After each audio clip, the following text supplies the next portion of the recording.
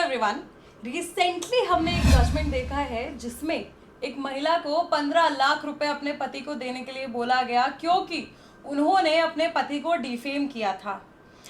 498A case और बहुत सारे मल्टीपल केसेस, एक जो पैकेज होता है ना, आप अपने पति के अगेंस्ट डालते हैं, उसके बाद क्या आपके पति आप पे डिफेमेशन का केस कर सकते हैं, उससे रिलेटेड एक एक पॉइंट जो जो जजमेंट में कंसिडर किया गया, वो सारे पॉइंट्स आपके लिए मैं यहाँ पे इस वीडियो में लेकर के आई हूँ। अब इससे फायदा हर एक व्यक्ति को होगा जो 498A और मैट्रिमोनियल केसेस से जूझ रहा है, जो सामने वाले पे ये सारे केसेस डाल रहा है, यानी कि महिलाएं और उनके परिवार वाले, साथ ही साथ सारे लॉ स्टूडेंट्स जिनको जजमेंट पढ़ना सीखना है डिस्ट्रिक्ट कोर्ट लेवल और सारे लेवल्स का। अब सबसे पहले देखते हैं कोर्ट, कौन से कोर्ट का जजमेंट था। ये साकेत कोर्ट का जजमेंट था, दिल्ली से डिस्ट्रिक्ट कोर्ट का। अब क्या ये जजमेंट चैलेंज किया जा सकता है? बिल्कुल, इस जजमेंट को चैलेंज किया जा सकता है। तो अब इसको स्टार्ट करते हैं। सबसे पहले दो पार्टीज के बीच में है, कैसे क्या करना है वो आप लोग देख लीजिएगा, जजमेंट की डेट्स वगैरह हैं वो सब देख लीजिएगा। अब इस केस में जो मेन कंटेंशन था कि लड़की ने क्या डिफेंस लिया, वो ये था कि मेरा जो केस है वो लिमिटेशन पीरियड के बाहर है, यानी कि जो ये सारे इंस्टेंसेस हुए हैं, अपेरेंटली जो हुए हैं, मान लो अगर, तो भी इतने साल पहले हुए हैं कि इस पे कोई भी डिफेमेशन नहीं बनता। अब डिफेमेशन क्या है? किसी पे मानहानि करना। दो तरह के केसेस हो सकते हैं इसमें, सिविल केस भी हो सकता है, क्रिमिनल केस भी हो सकता है। ठीक है, क्रिमिनल जाएगा आपका BNS यानी कि भारतीय न्याय संहिता, और इसके बाद अगर आपको सिविल करना है तो आप सामने वाले से इसमें पैसे ले सकते हैं। अब जब आपने इसमें पैसे का क्लेम कर ही दिया है तो ट्रायल प्रोसीजर से जाएगा आपका केस, और इसमें आपको प्रूफ करना होगा कि हाँ, आपको एक लीगल इंजरी हुई है, आपके नाम पे, आपके रेपुटेशन पे एक इंजरी हुई है। अब इसी जजमेंट को पढ़ते हुए आपको एक चीज पता चलेगी कि डिफेमेशन का एकमात्र डिफेंस जो सबसे बड़ा आपके पास होता है वो क्या है? सत्य बोलना। ठीक है, तो क्या वो इसमें अप्लाई हुआ है या नहीं हुआ है वो भी हम इसमें देखेंगे। सबसे पहले स्टार्ट करते हैं पैराग्राफ 2 देखिए इस जजमेंट का, जिसमें लड़की ने अपने पति को उनके बच्चों से नहीं मिलने दिया, उनकी एक जो बेटी है उनसे नहीं मिलने दिया। क्या ये डिफेमेशन में आता है? ये कहीं ना कहीं डिफेमेशन में नहीं आता है, आपको भी पता है। लेकिन इसमें जो सबसे इंपॉर्टेंट पॉइंट है कि minor daughter of the parties hereinafter creating an atrocious environment and began to file frivolous false litigations by putting defamatory allegations against the plaintiff and his other family members। तो क्या महिलाएं ये कर रही हैं कि नहीं कर रही हैं? गलत केसेस आ रहे हैं कि नहीं आ रहे हैं? आप अपना जो पॉइंट है वो एक बार कमेंट में बताइए, क्या एक्चुअल में ऐसा हो रहा है या नहीं हो रहा है। तो इस पॉइंट को भी उन्होंने एक तरह से कंसिडरेशन में लिया है। नेक्स्ट इसके बाद क्या है? सबसे इंपॉर्टेंट चीज जो यहाँ पर आई है वो है ईमेल चैट्स, ये सारी चीजें इसमें आई हैं कि जो एक चैट है इनकी वो बाहर निकली है। अब सबसे पहली बात कि क्या चैट बाहर निकलना बहुत आसान बात है? किसी की भी चैट बाहर निकलना बिल्कुल नहीं, किसी की भी चैट बाहर निकलना बहुत आसान काम नहीं है। अब इसमें भी ईमेल चैट इनकी बाहर आई है और उन्होंने बोला है कि चैटिंग करते वक्त उन्होंने अपने दोस्तों के साथ मेरे लिए अब्यूजिव डिफेमेटरी लैंग्वेज यूज की है। जिसके साथ आपका तलाक हो रहा है, जिसके साथ आप कभी रही थी, उनके साथ आप छोड़ रही हो और उसके बाद आप उन्हीं के अगेंस्ट डिफेमेटरी लैंग्वेज यूज कर रही हो। क्या ये नॉर्मल कंडीशन में होता है? बिल्कुल होता है। अब इसके बाद नेक्स्ट है कि इनकी एक डिवोर्स डिग्री थी, ठीक है, सो एंड सो जैसा भी है, कॉपी ऑफ द सेम। देखो, the plaintiff filed a petition, plaintiff ने पिटिशन फाइल की कि मुझे डिवोर्स लेना है सो एंड सो क्रूअल्टी के ग्राउंड पे। इसी बात पे क्यों लेना है डिवोर्स? क्योंकि भाई इनकी जो वाइफ है इनके ऊपर क्रूअल्टी करती है। अगर आपकी वाइफ ने आपके अगेंस्ट फ्रिवलेस केसेस डाले हैं तो आप क्रूअल्टी के ग्राउंड पे आप इसको डिवोर्स का पिटिशन डाल सकते हैं। आई एम नॉट सेइंग आपको डिवोर्स मिलेगा, आई एम सेइंग आप डिवोर्स की पिटिशन डाल सकते हैं। नेक्स्ट इसके बाद एक पॉइंट आया है। अब देखो, कई सारी बीवियां एक काम करती हैं कि उनको मेंटेनेंस जो है वो नीचे वाली कोर्ट से बंद नहीं रहा है, या फिर वो नीचे वाली कोर्ट में जा नहीं पाती हैं जल्दी, तो वो अपने पति के एम्प्लॉयर को लेटर या लीगल नोटिस सेंड करवा देती है कि मुझे मेरी सैलरी दो, मतलब मुझे इसकी सैलरी से सो एंड सो हिस्सा दे दो, 50% मेरा बांध दो, ये कर दो। तो क्या ये डिफेमेशन कॉज नहीं करता है पति के ऑफिस में? क्या इसकी वजह से उसको मेंटल एगनी नहीं होती है? बहुत होती है।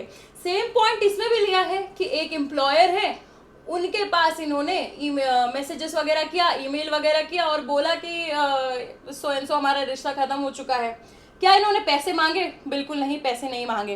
पर इसमें मेन पॉइंट ये है कि जो एम्प्लॉयर है वो उनके मामा लगते हैं, यानी कि माँ के भाई, ठीक है। तो मैट्रिमोनियल अंकल लगते हैं उनके, वो मामा लगते हैं। तो क्या वो एम्प्लॉयर की कैटेगरी में लिए जाएंगे या फिर एक फैमिली मेंबर की कैटेगरी में लिए जाएंगे? लड़की ने भी अपना पॉइंट दिया कि देखो वो फैमिली मेंबर है, मुझे बस उन्हें इतनी बात बतानी थी कि हमारा जो है रिश्ता खत्म हो गया है। अब इसको दोनों तरीके से लिया जा सकता है कि किसी थर्ड पर्सन को इन्वॉल्व क्यों करना है, डिफेमेशन तो उधर भी हो ही रहा है भले ही फैमिली मेंबर हो। और दूसरी चीज़ कि हाँ भाई वो एम्प्लॉयर है आपके पति के और आप डिफेमेशन घर से बाहर कर रही हैं, तो कहीं ना कहीं ये डिफेमेशन है।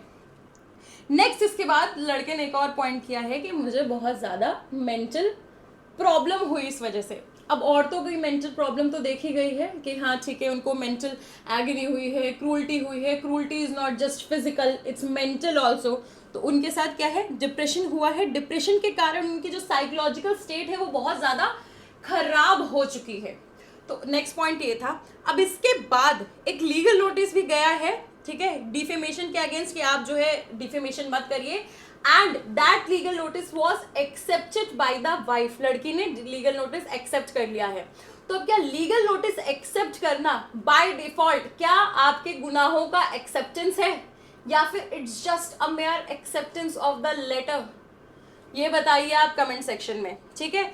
अब वो लीगल नोटिस किस लिए भेजा गया था? To restrain herself and to tender a written apology for her derogatory act allegation, but the defendant further in continuation of her malafide intention to defame the plaintiff sent a reply to the legal notice through her advocate so and so which caused immense psychological pain to the plaintiff। अब आपको कोई legal notice आया है, आप उसका reply करेंगे ना, किस बारे में करेंगे कि भाई हमने तो ऐसा नहीं किया, प्लीज लेट इट बी, हमने ऐसा नहीं किया है और हमारे ऊपर आप अननेसेसरी बोझ मत डालिए। Same was done by the women, ठीक है, कि उन्होंने भी किया। बट इसको उन्होंने क्या पॉइंट किया कि अरे हमने लीगल नोटिस भेजा था, उसने एक्सेप्ट कर लिया।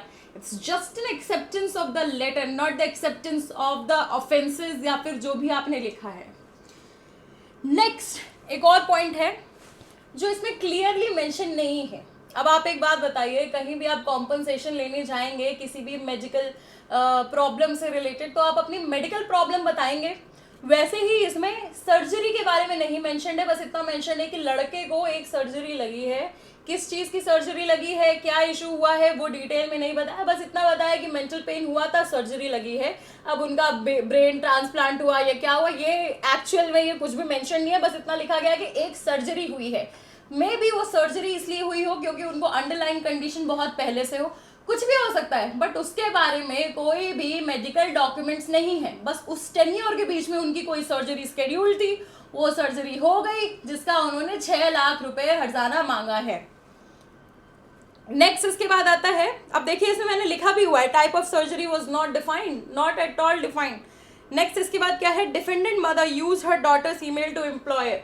अब जो औरत है, महिला है, उन्होंने अपनी बेटी की ईमेल आईडी बना करके उससे भी एम्प्लॉयर को भेजा। नेक्स्ट इसके बाद और भी कंटेंशंस आते हैं एक और। अब देखो ये सारे पॉइंट्स तो आ गए कि हाँ मेरी बीवी ने क्या क्या गलत किया है, मुझे उससे कितने पैसे मिलने चाहिए, सो एंड सो हो गया। नेक्स्ट इसके बाद है, अब महिला ने क्या डिफेंस किया? महिला ने सिर्फ एक डिफेंस किया कि लेट इट बी, अगर ये सब हुआ भी है तो ये सब बहुत पहले हुआ होगा, ये सब लिमिटेशन के दायरे में नहीं आता है, ठीक है, टाइम बार्ड है, प्री मैच्योर है। नेक्स्ट इसके बाद है, ठीक है, जो भी है कि सर्टिफिकेट वगैरह जो है फाइल नहीं किया गया था। सर्टिफिकेट किस चीज़ का, लेट इट बी, वो उतना ज़्यादा कंसिडरेशन की बात नहीं है। अब महिला ने एक और एलिगेशन लगाई थी, वो थी अडल्ट्री की एलिगेशन फ्रॉम सर्टेन वुमेन। अब जब क्रॉस एग्जामिनेशन हुआ और लड़के से पूछा गया क्या उन महिला को आपने कोई पैसे दिए थे, तो उन्होंने अपने रिप्लाई में बस ये बोला है कि हाँ दिए होंगे, ठीक है, हो सकता है मैंने दिए हों, सो एंड सो वुमेन है। अभी आपको जो आएगा आपकी स्क्रीन पे वो उस महिला के बारे में आएगा, अदरवाइज जो क्रॉस एग्जामिनेशन की बात है वो नीचे है। बट जस्ट ये लड़के का पॉइंट है कि उन्होंने मेरे पे अडल्ट्री का एलिगेशन लगाया, पर अडल्ट्री का एलिगेशन जो था वो लड़की का प्रूव्ड था। पहले तो जब लड़की ने पूछा कि क्या आप इनको जानते हैं पहले से, लड़के ने बोला नहीं मैं नहीं जानता हूँ। अब आप जिसको नहीं जानते हो उसको बाद में अचानक से आपने, मनी ट्रेल आपके पास कैसे आया, ठीक है। लड़के ने भी अपने क्रॉस एग्जामिनेशन पे मना नहीं किया है कि हाँ मैंने इनको पैसे नहीं दिए हैं। If you are right you have to just say it on the face कि हाँ मैंने पैसे नहीं दिए, बट इट्स लाइक शायद मैंने दिए रहे होंगे, बाद में अगर पता चला तो वो बोल सकते हैं कि मैंने मना नहीं किया था। नेक्स्ट इसके बाद एक और चीज है कि प्राइवेट ईमेल कॉन्वर्सेशंस जो है वो लड़की की रिलीज हो गई। कैसे रिलीज हुई? This is still a point कि मेरा ईमेल है, मेरा ईमेल की कॉन्वर्सेशन जो है वो रिलीज हो गई है। और ईमेल की कॉन्वर्सेशन में एक और चीज बोली थी कि जो लड़की है उसने प्लॉटिंग की है अपने दोस्तों के साथ अपने एक्स हस्बैंड को डिफेम करने की। अब सबसे इंपॉर्टेंट पॉइंट इधर ये है कि आज के जमाने में ईमेल, देखो प्लॉटिंग में ना सिर्फ एक मैसेज नहीं लगता है, hello dear XYZ, I am planning so and so against my ex husband in this manner. आपको ईमेल भेजना, it has to be formal. आज के जमाने में अपने दोस्तों से कोई ईमेल पे बात नहीं करता है, फर्स्ट ऑफ ऑल। दूसरी चीज, लड़की ने एक और डिफेंस में बोली है कि ये जो ईमेल है ये मेरे पति ने बनाया था, पर उसको कंसिडरेशन में एक भी बार नहीं लिया गया। ठीक है, अभी भी मैं आपको बोल रही हूँ कि इस जजमेंट को आप लड़का लड़के के हित में आया है कि लड़की के हित में आया है, इसे हटा दो, इसे पूरी तरह दिमाग से हटा दो। If you have to be a student of law, if you are a student of law, या फिर आप अगर इसको अच्छे से प्रेस करना जा रहे हो तो एक जजमेंट को आपको अच्छी तरह पढ़ना होगा, क्योंकि देखो ये डिस्ट्रिक्ट कोर्ट का जजमेंट है, आगे आराम से चैलेंज भी हो सकता है, उसमें कोई दो राहें नहीं है कि इसे चैलेंज नहीं हो सकता है। ठीक है, आगे इसको चैलेंज किया जा सकता है। नेक्स्ट इसके बाद ये है कि उन्होंने ओथ में कुछ झूठ बोला कि वो मैट्रिमोनियल होम में रहती थी, वो अपने घर में रहती थी, किस टाइम पे रह रही थी, तो ये भी उन्होंने झूठ बोला था। तो ये झूठ भी जो है उनका क्रॉस एग्जामिनेशन में बाहर आया है लड़की का। पर क्या ये डिफेमेशन का पॉइंट है? Still it's not a point of defamation. देखो लड़कियां बहुत झूठ और गलत वाले केसेस होते हैं, but it's a point of trial कि ट्रायल में प्रूफ होगा कि हाँ लड़की ने गलत केस डाला है कि नहीं। हम कौन होते हैं, आप कौन होते हैं, कोई मैटर नहीं करता। And defamation is also a point of trial. तो क्या ये ट्रायल सही हुआ है या नहीं हुआ है, ये हमें ट्रायल के बाद सोचना पड़ेगा। नेक्स्ट इसके बाद देखो बहुत सारे पॉइंट्स हैं, आपको जजमेंट में आपके सामने आ जाएंगे। आपको जजमेंट जो है वो हमारी वेबसाइट से भी मिल जाएगा, सारी चीज़ें देख लीजिएगा। बट एक जो सबसे इम्पॉर्टेंट पॉइंट जो इन्होंने बोला है कि मेरी मेंटल हेल्थ खराब हुई है, मेंटल हेल्थ मेन की जो खराब हुई है, एक बहुत अच्छा पॉइंट इधर रेज हुआ है कि लड़कों का भी मेंटल हार्म होता है, लड़कों को भी हैरेसमेंट फील होती है, लड़कों के साथ भी गलत होता है। ये पॉइंट इधर कंसिडर किया गया है जज के द्वारा, and this is one of the most important point. बहुत अच्छा पॉइंट है ये, डिफेमेशन केस के लिए ये पॉइंट देखना जरूरी है। बट इसके आगे और पीछे क्या हुआ वो इतना इंपॉर्टेंट नहीं है, क्योंकि इधर देखा ही नहीं गया। बस ये देखा गया कि हाँ लड़के को डिप्रेशन हुई, साइकोलॉजिकल हार्म हुआ और उसकी वजह से उन्हें कोई सर्जरी लेनी पड़ी। ठीक है, वो सर्जरी क्या थी क्या नहीं थी उसके बारे में कुछ भी मेंशन नहीं है। नेक्स्ट इसके बाद सर्जरी के बारे में कुछ मेंशन भी नहीं किया गया है, और डैमेजेस उनके करियर को हुए हैं and he could not grow financially. देखो एक्चुअल में जब लड़के फेस करते हैं ये सारी प्रॉब्लम्स, उनको बहुत प्रॉब्लम आती है, वो अपने ऑफिस में नहीं जा पाते हैं, ऑफिस हॉल्ट हो जाता है, उनकी पूरी फैमिली वाले काफ़ी परेशान हो जाते हैं। And this is a very important point that has been brought in this case. ठीक है, नेक्स्ट इसके बाद आता है एक जो इशू कि ईमेल आईडी जो थी पिटिशनर ने क्रिएट की थी, ये मैं आपको पहले ही बता चुकी हूँ, उस लड़की ने पहले ही बताया है कि ईमेल आईडी जो है वो पिटिशनर ने क्रिएट करी है। यानी कि जो ऑलरेडी क्लेम कर रहा है बंदा कि मेन इनका कंडीशन क्या है, ईमेल में इन्होंने मुझे डिफेम किया, उसी ईमेल को इन्होंने ही अगर क्रिएट किया हो तो इट्स स्टिल अ पॉइंट कि क्या ये इनका नाम यूज कर रहे थे, क्या whether it was identity theft या ऐसा कुछ कर रहे थे ईमेल के जरिए। ठीक है, तो अगर ईमेल के जरिए कर रहे थे तो इनके हस्बैंड पे एक क्रिमिनल केस बन सकता है, ये हो सकता है अभी भी। नेक्स्ट इसके बाद है ईमेल पे वैसे चैटिंग एंड ऑल उन सब के बारे में बात करी गई है, और जो मेन पॉइंट इसमें डील हुआ है वो लिमिटेशन से रिलेटेड ही डील हुआ है। मैं आपको स्टार्टिंग से ही बता रही हूँ कि limitation is the main point of contention है।